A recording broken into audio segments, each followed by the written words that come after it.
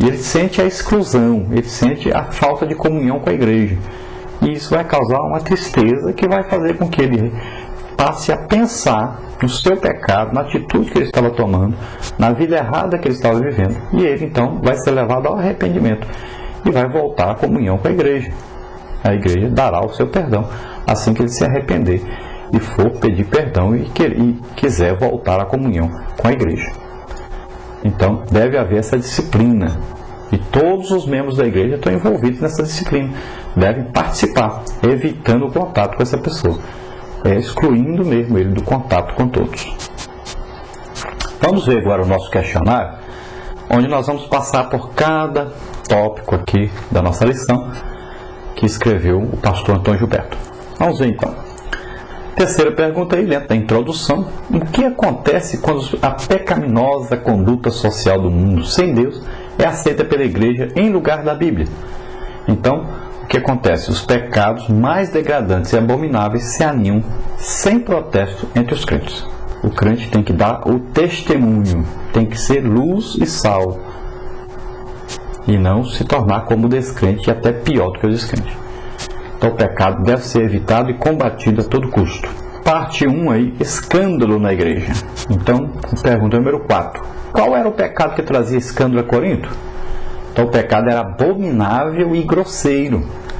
Um dos crentes de Corinto vivia em relacionamento incestuoso com a mulher do pai. Pergunta número 5. Qual era a situação da igreja em Corinto devido ao incesto ali praticado por um membro? Então a igreja era cúmplice do pecado porquanto tolerava. Então veja bem, é como lá na família de Acã. Por que a família de Acã morreu? Acã pecou, prejudicou todo Israel por causa do seu pecado. E aqui este homem estava prejudicando toda a igreja.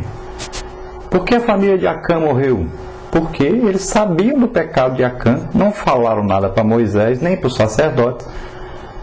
Então estavam sendo coniventes, participantes, porque toleravam o pecado do seu líder. Número 6. Até quando ainda haverá pecado entre os salvos em meio à igreja? Então, até que Jesus volte. A igreja local, então, é composta de salvos que ainda pecam, cometem pecados. Quando Jesus voltar, não haverá mais mancha nem ruga. Veja bem, o apóstolo Paulo explica isso.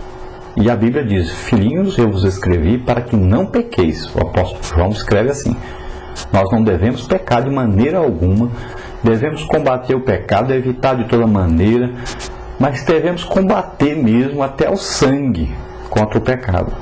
Lutar mesmo, sofrer, se for preciso até morrer para não pecar. Mas, de vez em quando, devido ao corpo que nós temos humano, que nasceu descendente de Adão, que nasceu com a semente do pecado, muitas vezes nós acabamos pecando, não voluntariamente, involuntariamente. De repente cometemos um pecado, sem nem premeditarmos. Nós não pensávamos em fazer isso e acabamos fazendo. Então, nós devemos pedir perdão imediatamente. Nós temos um advogado junto ao Pai, que é Jesus Cristo. E diz a Bíblia: se confessarmos nossos pecados, Ele é fiel e justo para nos perdoar de todo pecado, de toda iniquidade. Então devemos confessar a Deus imediatamente esse pecado, nos arrependermos e, como Jesus falou àquela mulher, vai, não peques mais. Não é voltar a praticar esse pecado, ficar meditando e pensando em fazer de novo. É combater realmente esse pecado, vencer esse pecado. Como se vence o pecado? Lendo a Bíblia, orando, jejuando e se entregando a Deus. Quanto mais perto de Deus, mais longe do pecado. O corpo corruptível, que apodrece, que se estraga, que adoece, será transformado em corpo incorruptível. E isso se dará no dia do arrebatamento da igreja. Nós estaremos para sempre com o Senhor. Seremos transformados aí mais rápido que um abrir e fechar de olhos. Agora o crente não tem desculpa para pecar. E não tem negócio de todos nós somos pecadores, que eu peco todo dia, não sei o que. Não, você deve viver no combate ao pecado e parar com esse negócio. Nós não temos comunhão com o pecado, nem com Satanás, nem com demônios. Nós temos que combater, mas combater mesmo o pecado na nossa vida todos os dias, todos os momentos da nossa vida, lutando sempre contra o pecado. Evite o pecado, para que você não perca a comunhão com Deus, para que você não perca a salvação, para que você não perca o dia do arrebatamento. Número 7. Complete. A igreja de Corinto, bem como toda a igreja da atualidade, deve, pelo Espírito Santo, ter consciência de que Deus é santíssimo. Santo, santo, santo é o Senhor. Isaías 6:3. E quem vive na prática do pecado não pode ter comunhão com Ele. Número 8. O que Paulo fez para corrigir o pecado na igreja de Corinto? Mesmo não estando fisicamente em Corinto, mas em pensamento e em palavra. Então, na autoridade do Senhor Jesus e no poder do Espírito Santo, ele, juntamente com a igreja, determinou a disciplina do transgressor. Então, não é preciso estar num local, né? Por exemplo, por telefone, você pode orar por alguém e a pessoa ser curada. Ou alguém manda um pedido de oração para a igreja e a igreja ora e a pessoa é curada. Jesus, quando a mulher foi lá e disse: minha filha está miseravelmente endemoniada, Jesus disse: vai, tua filha foi liberta, não precisou ir lá. Né? Então, Paulo também não precisou ir lá na cidade de Corinto para aplicar a disciplina. Ele, com a autoridade de apóstolo de Jesus Cristo, com a autoridade daquele que ganhou aquelas almas para Cristo, ele aplicou a disciplina e eles teriam apenas que confirmar a disciplina. Número 9. Qual deveria ser a atitude da igreja em Corinto para com o pecador que havia praticado o incesto, segundo Paulo? Então, aquele homem deveria ser entregue a Satanás. Você pode ver versículos 3 a 5 e ver também Hebreus 12, de 5 a 8. Né? Então, a disciplina aplicada é essa: o afastamento, a entrega dessa pessoa a Satanás, ou seja, retirar do reino de Deus e colocar no reino de Satanás. Retirar do corpo de Cristo, a igreja, e colocar lá no reino das trevas, onde Satanás quer matar, roubar e destruir, para que essa pessoa, sentindo lá a necessidade de voltar para a igreja, se arrependesse e voltasse. Pergunta número 10. Por que será que a mulher pecadora não aparece na disciplina corretiva de Paulo e nem da igreja? Então, cremos que é porque certamente ela não era crente. Número 11.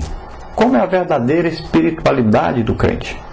Então, não está no fato de possuir um elevado conhecimento doutrinário ou ser portador de dons espirituais, mas na resolução permanente de evitar o erro, o mal, o pecado, isto é, primar pela santidade. Número 12. Como procede um crente de consciência cauterizada? Então, ele procede pior quanto ao pecado do que o incrédulo. Você veja aí as referências bíblicas. O que acontece então? Mente cauterizada quer dizer, cauterizar o que é?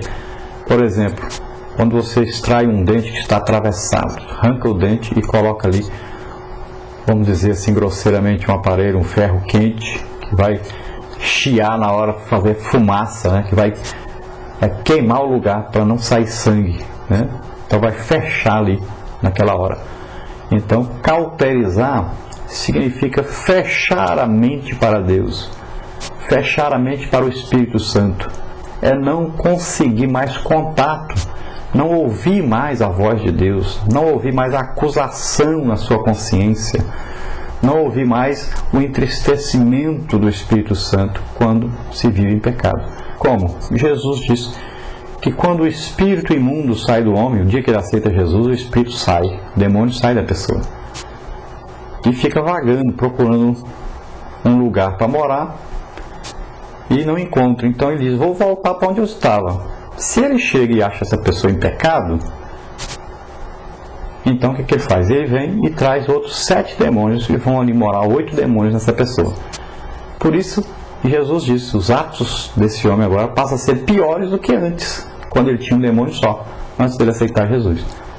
Porque agora são 8 demônios agindo na vida dessa pessoa. É por isso que às vezes a pessoa aceitou Jesus, aí viveu em pecado, pecou, vivia em transgressão, aí ele se desvia ou é afastado, e aí ele passa a fazer coisas que ele não fazia antes. Ele não fumava antes de ser crente, mas agora ele fuma.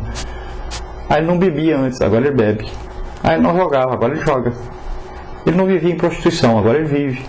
Porque são 8 demônios, cada demônio quer uma coisa. Imediatamente se arrependa, peça perdão, corre vá até o dirigente da igreja. Fale: eu estou em pecado, estou fazendo isso e isso. Quero a disciplina. Eu quero aí me arrepender, pedir perdão à igreja, pedir perdão a Deus. Então, quando o pecado é um pecado público, conhecido por outras pessoas, você vai e o pastor vai te apresentar à igreja, você vai pedir perdão à igreja, não precisa dizer o que você fez, mas você vai pedir perdão à igreja e pedir perdão a Deus, e vai ser reconciliado com a igreja, e você não vai mais praticar isso. E se o pecado é uma coisa que só você sabe, né? Como você, por exemplo, adulterar em pensamento, né?